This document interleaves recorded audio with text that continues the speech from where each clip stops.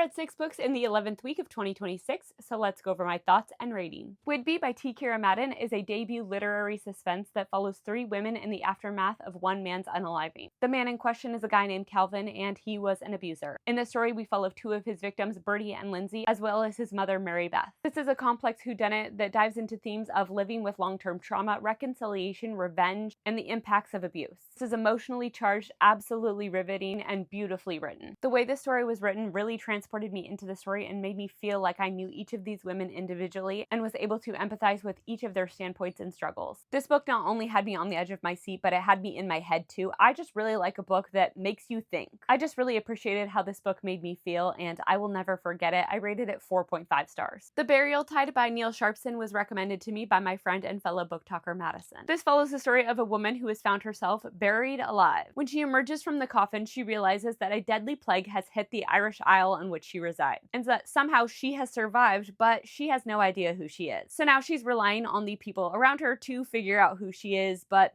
something just isn't quite right in this place. If you like creepy, weird towns and Irish folklore, then you definitely want to read this one. It starts off with a bang and it grabs a hold of you and just does not let go until the very end. This is atmospherically dark, utterly gripping, so unique. I loved the unsettling vibes of this small town and uncovering its secrets. I was just flying through the story. I never wanted it to end. I thought that it was absolutely haunting and I just loved it so much. I truly have nothing but good things to say about this book. I thought it was brilliantly written and brilliantly crafted. I thought it was so amazing. I just truly was blown away by it. I think that it is underappreciated, under talked about, and I'm so glad that Madison brought it to my attention because I rated it 5 stars. Our Cut of Salt by Dina Helm is a debut horror book that publishes on September 22nd. It follows a young Palestinian woman named Marina who decides that she's going to visit her familial home in Palestine after her grandmother's passing. The family was forced out of their home during the Nakba many years ago, and Marina's grandmother has not returned to the property since. And since then, the house is shrouded in darkness.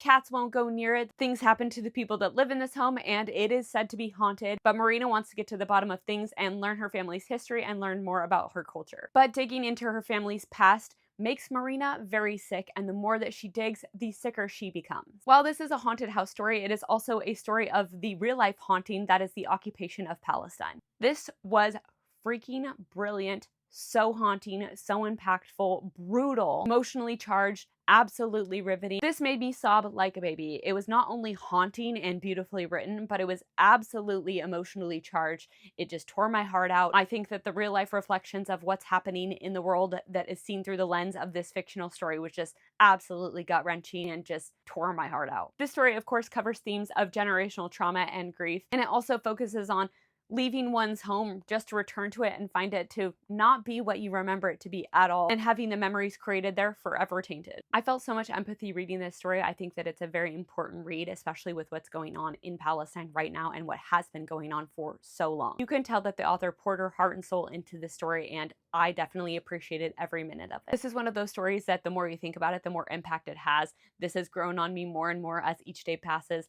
I'm right now rating it 4.75 stars, but that might change to 5 stars at any point. The Two Deaths of Lillian Carmichael by Paulette Kennedy is available on Kindle Unlimited. This is a historical fiction horror that follows a woman named Lillian who is set to be hanged for unaliving her sister. She, of course, says that she didn't do this, but on the way to the gallows, she falls into a catatonic episode that leads everyone to believe that she is no longer living. She awakens days later and decides she needs to reinvent herself because she can't just be walking around as herself because everyone thinks she unalived her sister. But there's an unaliver on the loose, and pretty quickly people start to think that maybe Lillian has emerged as this blood-sucking creature and is this unaliver, and so there is a massive manhunt for her. Do you ever read a book and you're like, something about this feels familiar? Not necessarily that it's unoriginal, but that you've been in this world before. That's kind of how I felt when I was reading this. I felt just very connected to this place and time and characters, that I just felt immediately connected to everything that was going on, that just really made me feel more invested in the story. I think that is a testament to the way that Paulette Kennedy writes.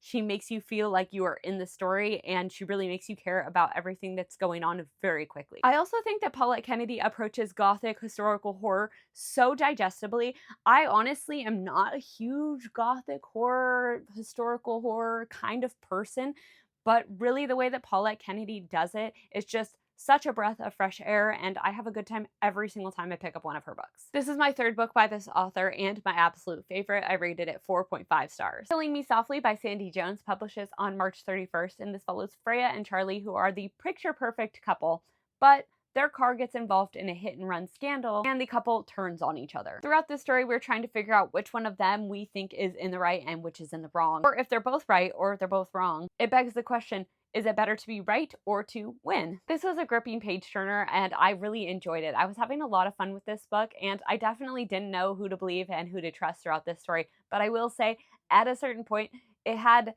an aspect of the story that I just typically don't like, and the way that it was done in the story was in a way that I didn't like, and so I will say that kind of ruined the experience for me. But if you don't have that specific pet peeve, then I think that you'll really love this story. But truly, I had a lot of fun with this book. It was full of manipulation and betrayal and some messy, messy drama, complex and messy dysfunctional family dynamics, dark secrets, and so much more. It was really fun, and I rated it 3.5 stars. Yesteryear by Carol Claire Burke follows Natalie, and she is a trad wife influencer with millions of followers on social media. She paints herself as this perfect traditional wife and mother to her followers, and one day, without warning, she wakes up in 1805 and is forced to live the life that she has been portraying online. Throughout this story, we find out who Natalie really is to her millions of followers. She is very beloved, and she embraces these gender roles.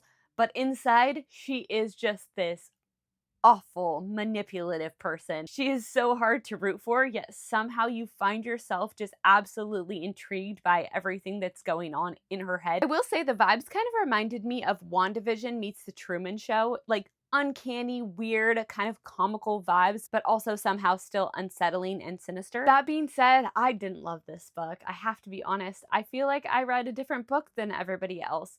I did feel the uncanny, unsettling vibes, and I did think that this character was just absolutely awful, and I was interested in her story. But it got to a point where, because we're set in this traditional family lifestyle, and, you know, we have all of the elements that go into that with, like, the loving Jesus and, you know, all of those other kind of conservative values that just don't align with my viewpoints, I found myself wanting to set this book down a lot. It just really wasn't calling to me, and I didn't feel like a big pull to finish it. I have a lot of conflicting feelings on the story. I ultimately think that this just wasn't for me. I really appreciated the satire and the social commentary and appreciated what this book was trying to do, and I think that what it was trying to do, it did well. I just don't know if what it was trying to do was for me. I don't know, it focused too much for me on Natalie's husband and their marriage struggles and like these conservative values and just things that are of no interest to me. Before you write this book off, I think that I'm going to be the odd one out with this opinion. A lot of people that I really respect in the bookish community really rave about this book and really love it, and I believe them. So I think that you should still try this book out for yourself. Even though it wasn't for me, it very well might be for you. And ultimately, I am rating this book 2 stars. Thank you for watching. Now please leave me a comment and let me know your favorite book that you read last week. My favorite was The Burial Tide by Neil Sharpson.